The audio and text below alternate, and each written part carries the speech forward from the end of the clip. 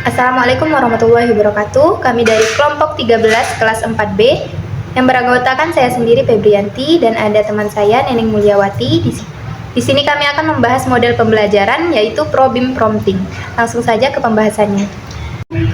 Baiklah, di sini saya akan menjelaskan tentang pengertian model pembelajaran Probim Prompting, yaitu model pembelajaran Probim Prompting merupakan pembelajaran dengan cara guru menyajikan serangkaian pertanyaan yang sifatnya menuntun dan menggali, sehingga terjadi proses berpikir yang mengaitkan pengetahuan dan pengalaman siswa dengan pengetahuan baru yang sedang dipelajarinya. Selanjutnya, siswa mengonstruksi konsep, prinsip, dan aturan menjadi pengetahuan baru. Pada model pembelajaran ini, proses tanya-jawab dilakukan dengan menunjuk siswa secara acak, sehingga setiap siswa mau tidak mau harus berpartisipasi aktif. Siswa tidak bisa menghindar dari proses pembelajaran. Setiap saat, ia bisa dilibatkan dalam proses tanya-jawab. Selanjutnya ada langkah-langkah model pembelajaran Probim Prompting. Yang pertama, guru menghadapkan siswa pada suatu situasi baru, misalnya dengan memperhatikan gambar, rumus, atau situasi lainnya yang mengandung sebuah permasalahan. Yang kedua, menunggu beberapa saat untuk memberikan kesempatan kepada siswa untuk merumuskan jawaban atau melakukan diskusi kecil dalam merumuskannya. Yang ketiga itu, guru mengajukan persoalan kepada siswa yang sesuai dengan tujuan pembelajaran khusus atau indikator kepada seluruh siswa. Yang keempat, menunggu beberapa saat untuk memberikan kesempatan kepada siswa untuk merumuskan jawaban atau melakukan diskusi kecil dalam merumuskannya.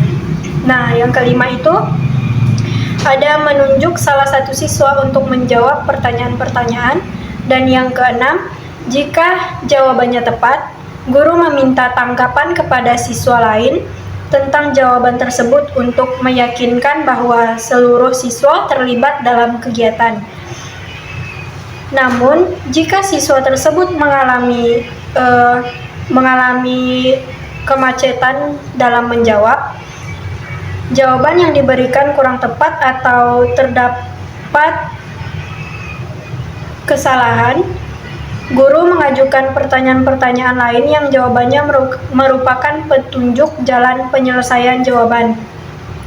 Lalu dilanjutkan dengan pertanyaan yang menuntut siswa berpikir pada tingkat yang lebih tinggi, sampai dapat menjawab pertanyaan sesuai dengan kompetensi dasar atau indikator.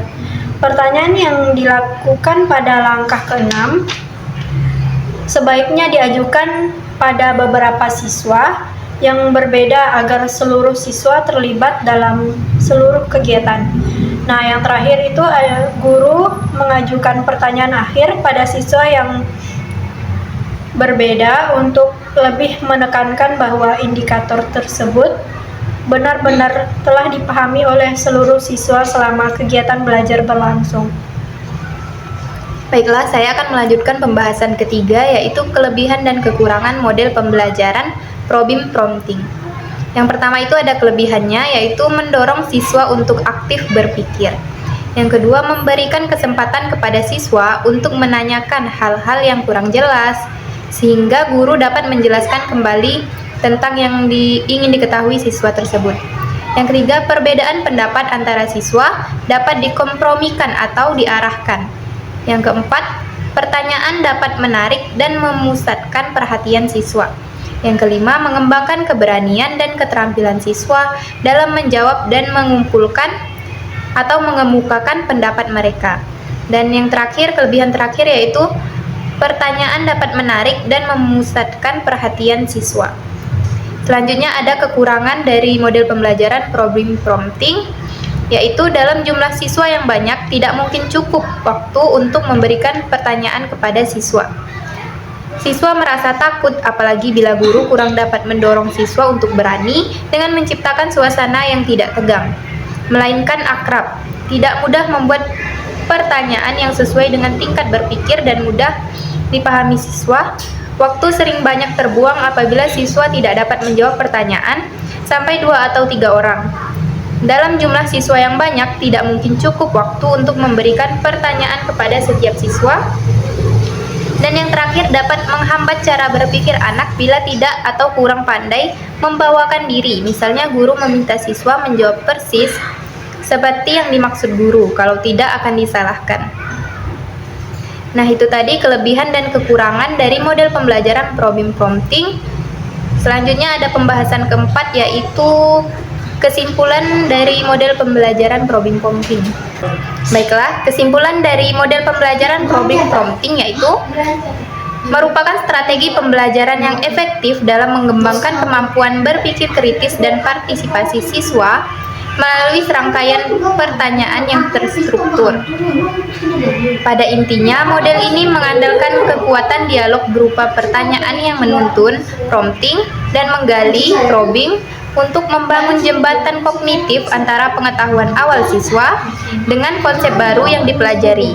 Melalui rangkaian pertanyaan yang sistematis, guru membimbing siswa menemukan jawaban dan kesimpulan secara mandiri, sehingga pemahaman yang diperoleh lebih bermakna dan bertahan lama dalam ingatan para siswa.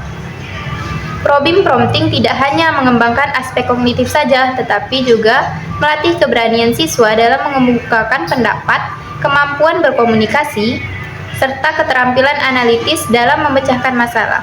Dalam penerapannya pada mata pelajaran PPKN seperti materi keberagaman suku bangsa dan budaya, model pembelajaran ini sangat relevan karena mampu menggali nilai-nilai moral dan sosial serta kontekstual, membantu siswa menginternalisasikan nilai-nilai Pancasila serta menumbuhkan sikap toleransi dan juga penghargaan terhadap perbedaan-perbedaan. Dengan karakteristiknya yang interaktif dan berorientasi pada berpikir, probing prompting menjadi model pembelajaran yang ideal untuk menciptakan suasana belajar yang bermakna bagi siswa, melibatkan seluruh mahasiswa dan selaras dengan tujuan pendidikan karakter dalam kurikulum pendidikan sekolah dasar.